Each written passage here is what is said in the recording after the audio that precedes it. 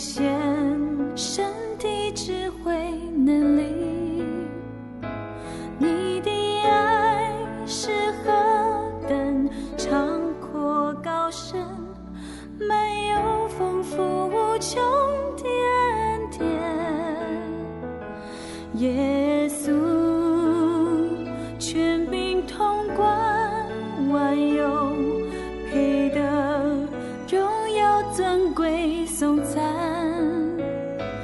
我以心灵诚实尽情敬拜，坐在宝座上深爱我的主，举起我的心来敬拜你，用生命来回应你的爱。哦，我的主，让我单单在乎你，紧紧地敬拜你。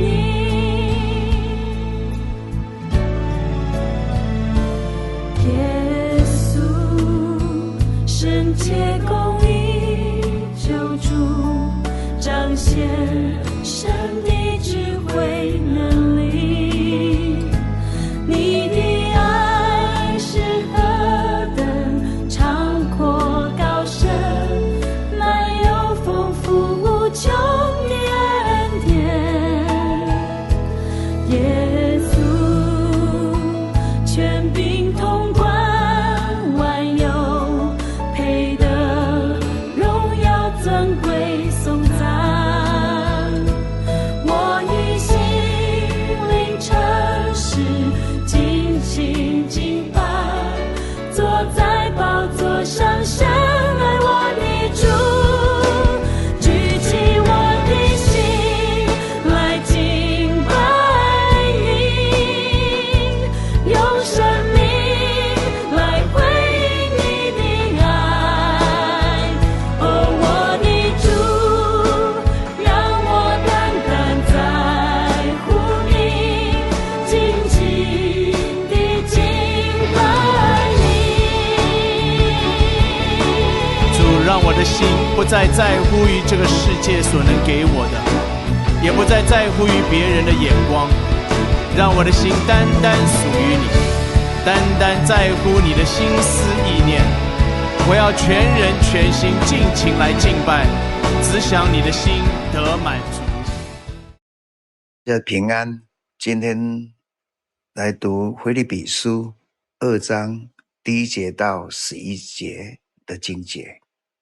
究竟你们在基督里的生命有没有使你们坚强起来？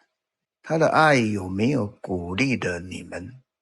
你们和圣灵有没有团契？你们彼此间有没有亲爱同情的心呢？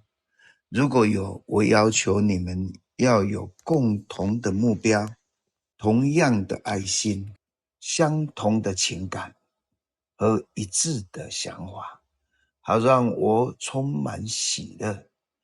不要自私自利，不要贪图虚名，要彼此谦让，看别人比自己高明，不要只顾自己，也要关心别人的利益。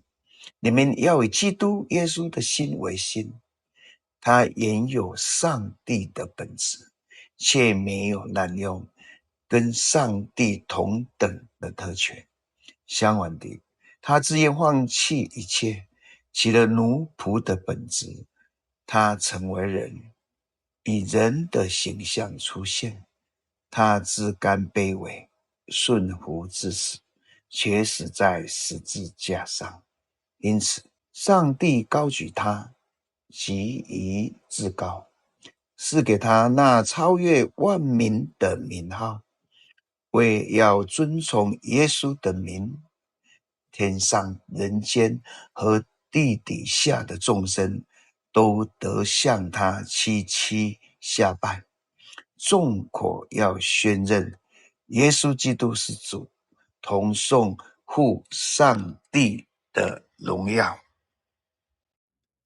今天我们所读的2章的1到4节的重点在合一的表现。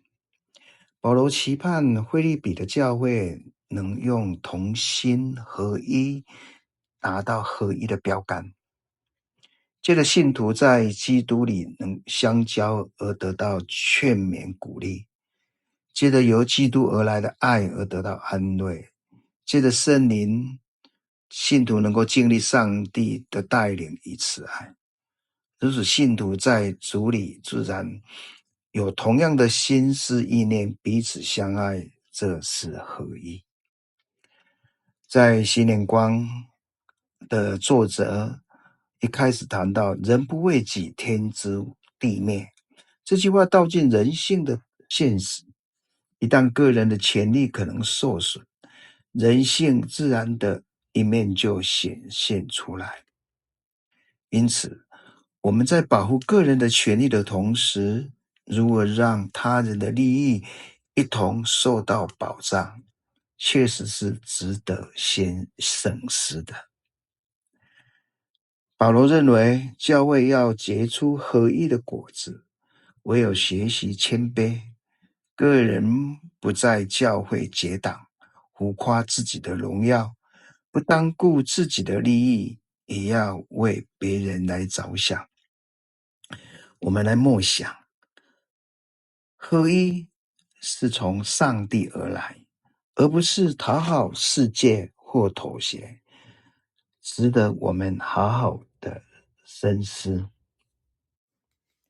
5到8节降卑舍己精神，保罗要让教会合一传福音，从根本回到信仰的基础，教导信徒来到基督面前学习他的生命榜样。保罗回顾主耶稣的一生，他舍弃上帝独生子尊贵荣耀的身份，倒空降卑舍己，道成肉身，顺服天父带领，走上十字架受死，完成人类的救赎。我们应当从上帝的眼光思想，使世人明了耶稣舍身与救赎的意义。9到11节的重点，高升的秘诀。懦弱强食，适者生存是世界的游戏规则与主流价值。耶稣原本有上帝的形象，位格尊荣地位，世人难以明白，何以耶稣以尊就卑，完全颠覆世界价值观呢？而且耶稣让世界看见他道成肉身不一样的选择。当耶稣完成天父心意，上帝反将被世人看为屈辱卑贱，死在十字架的耶稣，道升为至高，得到主名。耶稣拥有掌管宇宙万物的主权，上帝创造宇宙万物都要向耶稣下拜祈求，承认耶稣基督的权柄。耶稣的榜样显明上帝国度高升猛虎的秘诀。耶稣先降卑，放弃上帝尊贵的地位特权，选择道成肉身来到世界，服侍最小的弟兄。他成就了上帝的心意，因而天父将最高的名赏赐给神子，使我们能够明白为何耶稣教导谁愿为大，必做用人；谁愿为首，必做仆人。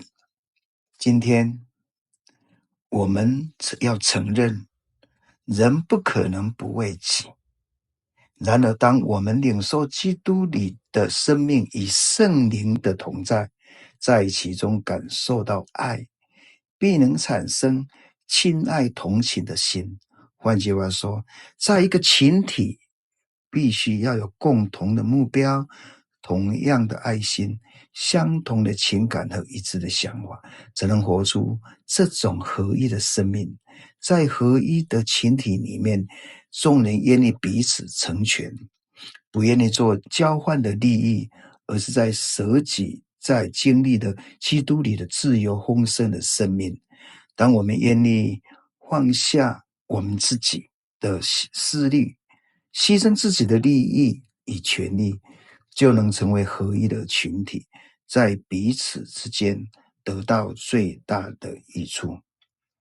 今天的经文让我们效法基督的谦卑。保罗要我们以基督谦卑为榜样，这样就是以基督的心为心。我们来思想耶稣基督，他心里所思念的，来效法他存心顺服，他用奴仆的样式，他在十字架上救赎我们，以至于死。我们回应伟大的救恩，我们更要谦卑自己，活在福音里面，也为福音而活。保罗也期盼我们信徒在基督里面同心合一，放下虚荣与私心，来谦卑看别人比我们为大。我们一起来祷告。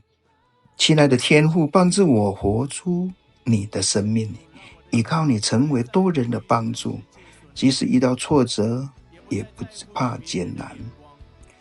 主啊，谢谢你用自己的生命成为我最好的榜样，帮助我学习你的样式，活出你的生命。奉主耶稣基督的圣名求，阿们。举起我的心来敬拜你，用生